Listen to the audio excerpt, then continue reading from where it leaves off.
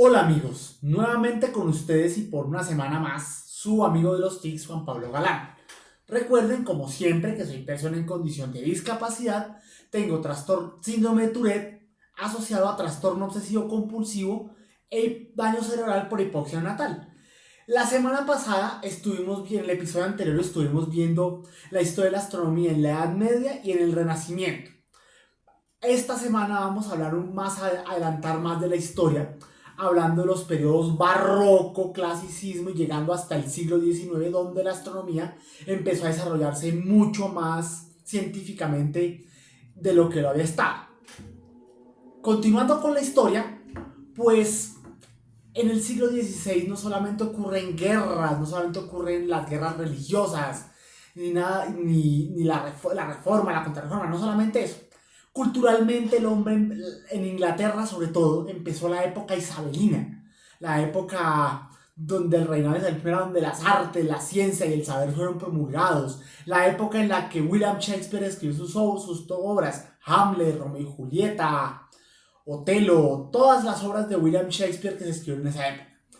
Pasando al siglo XVII y con la gradual pérdida de autoridad de la iglesia, pero aún con la Inquisición en acción, torturando gente, haciendo toda clase de atrocidades, surgen en este periodo, ya pasando el siglo XVII, dos astrónomos que van a definir la historia de la astronomía. Son Edmund Halley y Galileo Galilei. Edmund Halley era un astrónomo que descubrió el cometa, principalmente el cometa que lleva su nombre. Fue un astrónomo que estudió las estrellas, fue el que dio a entender que las estrellas tienen sus características, sus formas. Él fue uno de los que empezó a definir la composición de las estrellas. Entonces, hasta esa época, pues no se tenía todavía muy claro cómo se componen las estrellas ni de qué colores eran. Él fue el que empezó literalmente a averiguar y a entender cómo las estrellas funcionan, qué colores tienen, qué significa cada color, su temperatura, todo eso.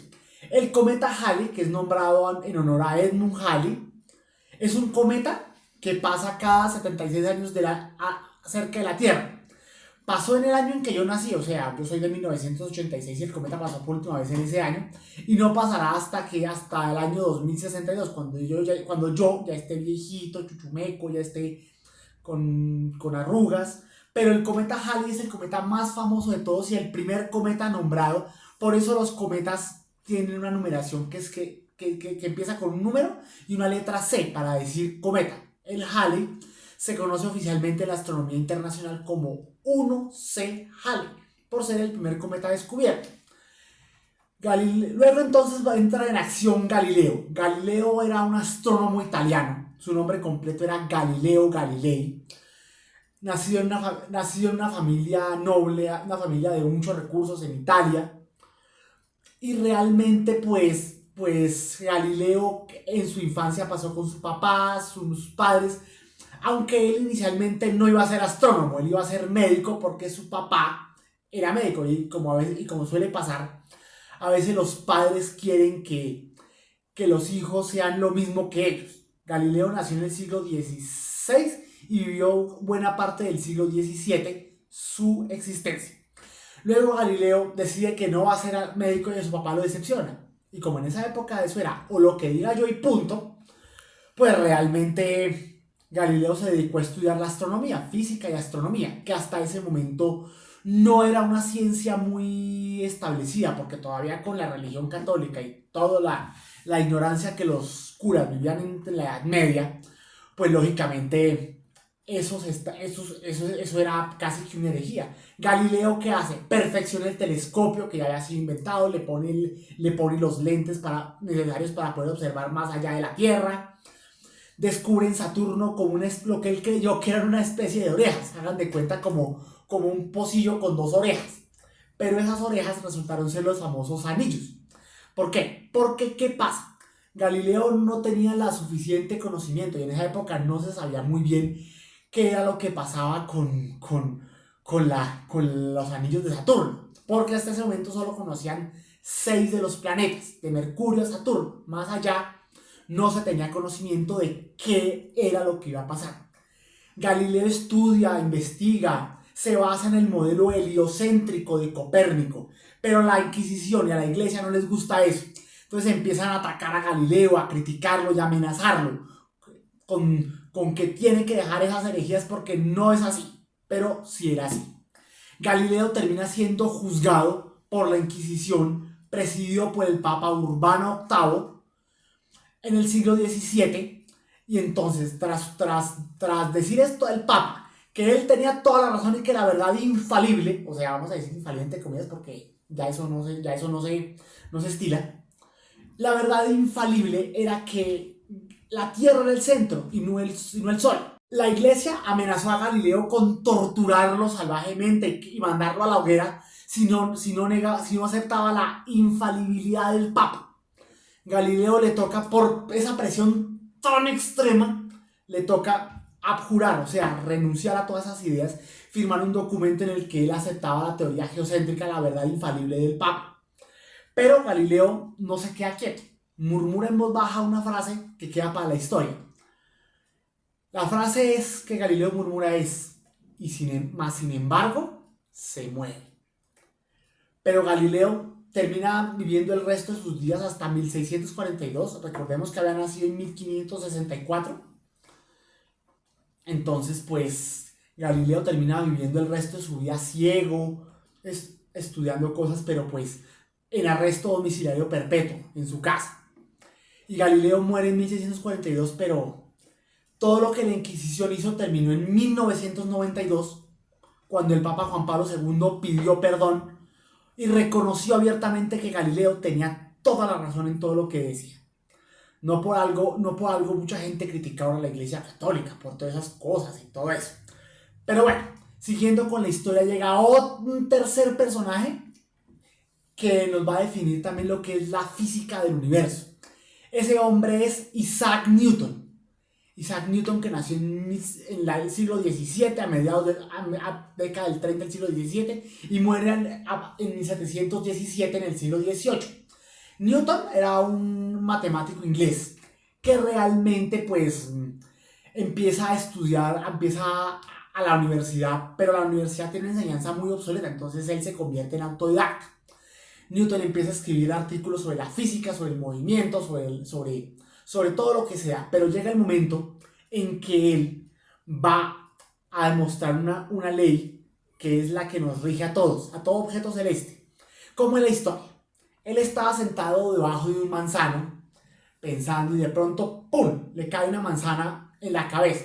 La caída de esa manzana lo hizo estudiar, sacar fórmulas matemáticas, geométricas y todas esas cosas, y para poder definir una ley que se conoce como la ley de la gravedad. Esto ocurrió en 1666, mismo año en que Londres es devastada por un feroz incendio. Newton publica su ley de la gravedad, que demuestra que todos los objetos tienen su gravedad y que entre más grande el objeto, más fuerte es la gravedad. Por eso es que en el planeta, aquí en la Tierra, todo se fija al piso. Podemos caminar, porque si no camináramos estaríamos todo el tiempo volando y pues no tendríamos realmente una fuerza que nos detenga en el piso. Newton sigue trabajando y en 1722 muere, pero su trabajo queda. Y mientras la historia pasa, pues llega la guerra de los 30 años entre toda Europa, que devasta principalmente el Sacro Imperio Romano entre 1618 y 1648, que termina con la paz de Westfalia, el tratado de paz que se firma entre todos los reinos e imperios europeos para acabar con la guerra. Surge el barroco, el movimiento cultural donde empiezan músicos como Johann Sebastian Bach, George Friedrich Händel, Antonio Vivaldi. También llega el punto donde llega el movimiento artístico del rococó, con Tiziano, Caravaggio, Correggio, todos los pintores de la época. El tiempo sigue avanzando y mientras llega el siglo XVIII, surgen músicos como Mozart, nace Beethoven, Haydn y otros músicos más, de los que compusieron las más bellas y hermosas melodías de la historia. Pero pues llega un suceso en el siglo XVII, en 1780, cuando un astrónomo llamado William Herschel empieza a estudiar el cielo y descubre un objeto verde, una luz verde, con su telescopio. Esa luz inicialmente pensó que era una estrella, la llamó estrella de San Jorge, pero resulta que esa estrella no era una estrella, resultó ser el séptimo planeta desde el Sol que conocemos como Urano, del que ya habíamos hablado en ediciones anteriores.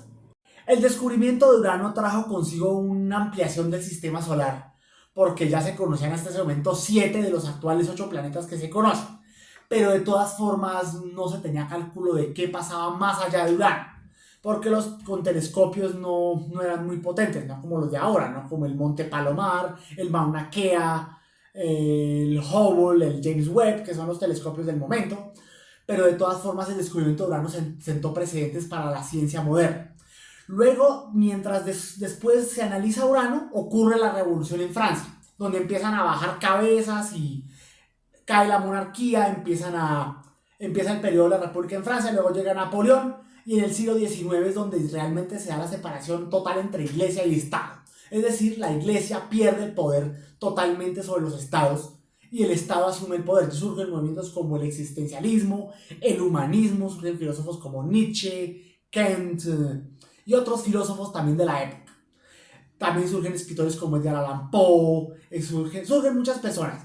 Pero volviendo a la astronomía, que es nuestro tema principal, luego empezamos a descubrir a Urbain Le Verrier, un matemático francés que descubrió al octavo planeta desde el Sol, Neptuno, no por telescopio, sino por cálculos matemáticos.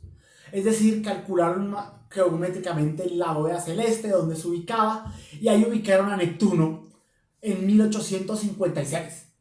1856 a 1861 lo ubicaron.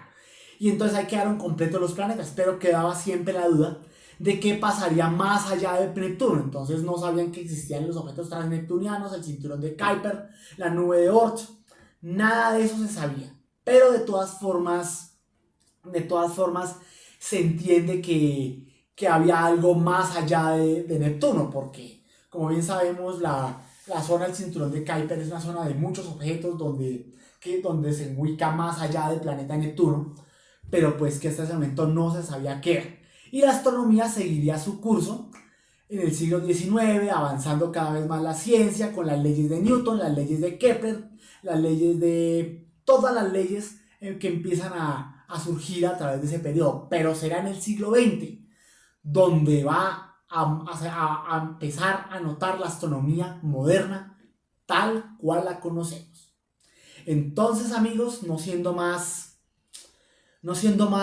espero les haya gustado este tema, esta entretenida charla sobre la historia de la astronomía entre los siglos XVII y XIX, de ver cómo vamos avanzando, cómo la ciencia va avanzando, cómo el hombre va sacando su intelecto y toda su genialidad que durante siglos había sido cohibida. La próxima semana vamos a hablar de la astronomía en el siglo XX. No olviden suscribirse a mi canal, hacer clic en la campanita para notificaciones. Cualquier like que pongan será bienvenido. Un abrazo fraterno y hasta la próxima.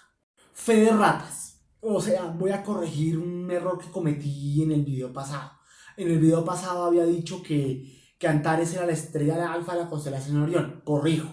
Antares es la estrella principal de la constelación Escorpión, así que ofrezco disculpas por este error.